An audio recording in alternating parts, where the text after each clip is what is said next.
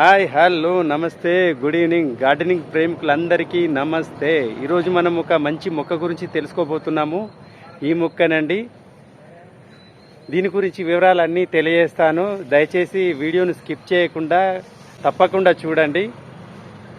ఇది మనకు ఇండోర్కు పనిచేస్తుందా అవుట్డోర్కు పనిచేస్తుందా పూర్తి వివరాలు తెలుసుకుందాం. ఈరోజు మనం ఇంట్లో ఎంతో అందంగా పచ్చగా కలకలలాడుతూ కనిపించే ఒక అద్భుతమైన ఇండోర్ మొక్క గురించి తెలుసుకుందాం. ఇదే ఈ డైఫెన్బాచియా. దీనినే డంకేన్ అని కూడా పిలుస్తారు. కొత్తగా గార్డెన్ ప్రారంభించే వారికి, తక్కువ కేర్తో ఇల్లు అందంగా కనిపించాలనుకునే వారికి ఇది ఒక బెస్ట్ చాయిస్. ఈ మొక్కను ఎలా పెంచాలి, దీని లాభాలు ఏంటి, ఎలాంటి జాగ్రత్తలు తీసుకోవాలో ఈరోజు ఈ వీడియోలో స్టెప్ బై స్టెప్ చూసేద్దాం.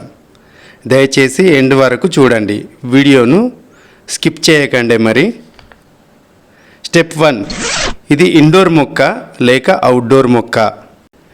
దీన్ని ఇంట్లో పెంచాలా బయట పెంచాలా? ఫ్రెండ్స్, ఇది ప్రధానంగా ఇండోర్ మొక్క. దీనికి ఎండ అస్సలు పడకూడదు. నేరుగా ఎండ తగిలితే దీని అందమైన ఆకులు మాడిపోతాయి. కాబట్టి ఇంట్లో మంచి వెలుతురు వచ్చే కిటికీల పక్కన, లివింగ్ రూమ్లో లేదా బాల్కనీలో నేరుగా ఎండ పడకుండా నీడ ఉన్న చోట దీన్ని పెట్టుకోవాలి. మరి ఈ మొక్కల వల్ల లాభాలేంటో తెలుసుకుందాం.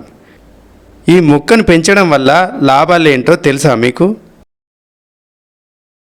ఇది మన ఇంట్లోన ఉండే గాలిని, కాలుష్యాన్ని, హానికరమైన టాక్సిన్ని పీల్చుకొని స్వచ్ఛమైన ఆక్సిజన్ అందిస్తుంది. అద్భుతమైన లుక్.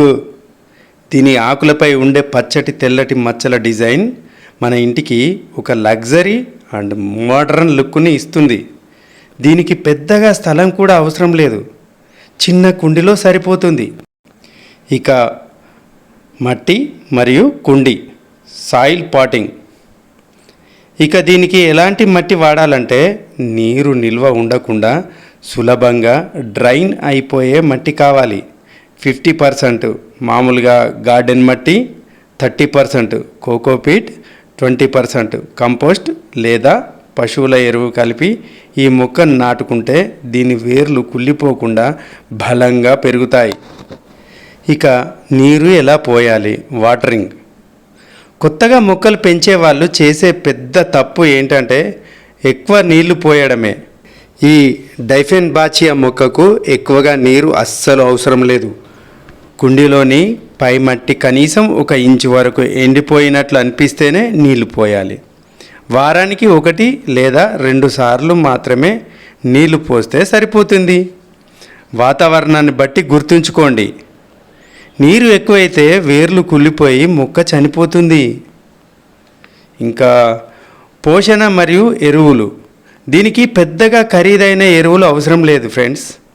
2-3 నెలలకు ఒకసారి వర్మి కంపోస్ట్ లేదా ఎరువును కుండీలో వేసి మొక్క చుట్టూ మట్టిని కొద్దిగా లూజ్ చేస్తే సరిపోతుంది.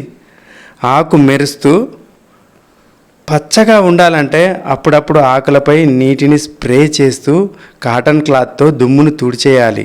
ముఖ్యమైన హెచ్చరిక, టాక్సాసిన్. ఇక్కడ అందరూ ముఖ్యమైన విషయం గుర్తుపెట్టుకోవాలి. ఈ మొక్క రసం లేదా పాలు కొద్దిగా విషపూరితమైనవి. అందుకే దీనిని డంకేన్ అని కూడా పేరు వచ్చింది.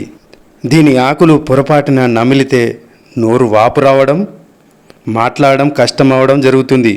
కాబట్టి చిన్నపిల్లలు లేదా పెంపుడు జంతువులు ఉంటే వాటికి అందనంత ఎత్తులో ఈ మొక్కను ఉంచండి. ఒకవేళ మీరు ఈ మొక్కను ట్రిమ్ చేసిన, ఆకులు కట్ చేసిన వెంటనే చేతులు సబ్బుతో శుభ్రంగా కడుక్కోండి. చూశారు కదా ఫ్రెండ్స్, తెలుసుకున్నారు కదా. ఈ వీడియో కనుక నచ్చితే తప్పకుండా లైక్స్ ఇవ్వండి. మీ ఫ్రెండ్స్కి షేర్ చేయడం కూడా మర్చిపోకండి. మరొక వీడియోలో మంచి మొక్కల గురించి తెలియజేసుకున్నాము. అంతవరకు బాయ్ బాయ్, నమస్తే.